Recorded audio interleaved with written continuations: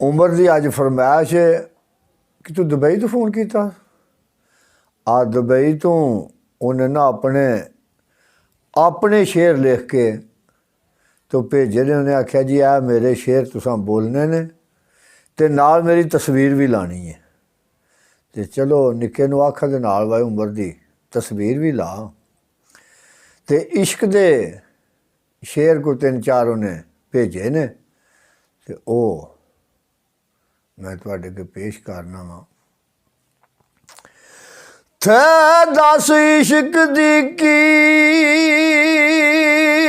तारीफ लिखा और रंगा रंग दे रंग संगार आया। किधरे विकदा कौडियां खोटियां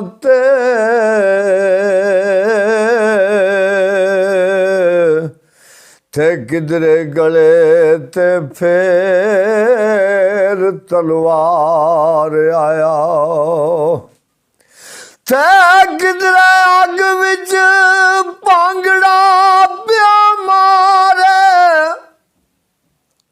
आ किधरे नजद नचदा जड़ के दार आया। ए किधरे विच करबल अंदर कूफियां दे नारे मारदा सने परवार आया। थे किधरे छुरी फड़ बुड़ी रख खलक उत्ते थे दिता बख्श खारशक प्यार आया। आ किधरे मछली दे अंदर वार वाड़े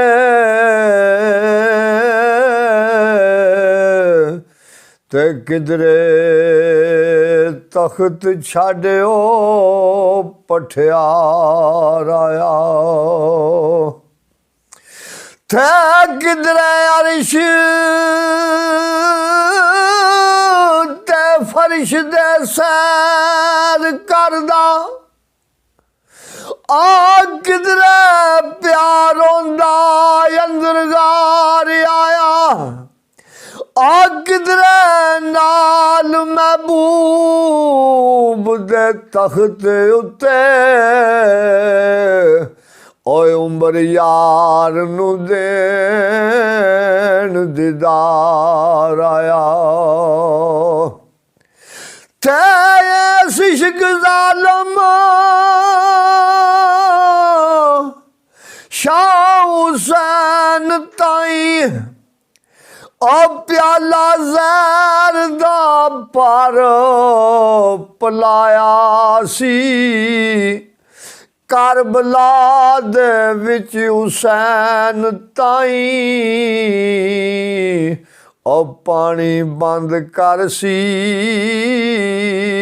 कटाया सी। ते करदंद शहीद रसूल ताईं आ विच चा दे चा गराया सी। उमर अली दा विच सजूद इसने ओ नाल तेग दे गला वडाया सी। थे रखन कदम जो इश्क दे सफर अंदर माँ बाप वीर मशीर ते यार भुलन दुख सुख मुसीबत ऐश इशरत और सारे मान गमान वड्यार भुलन। तेरी नजर विच नजर समाया सी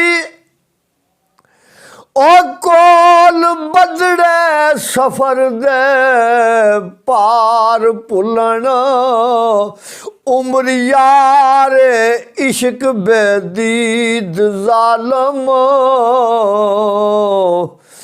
ਇਸ ਵਿੱਚ ਪੈਰ ਤਰ ਬਹੁਤ ਸਰਦਾਰ ਭੁੱਲਣ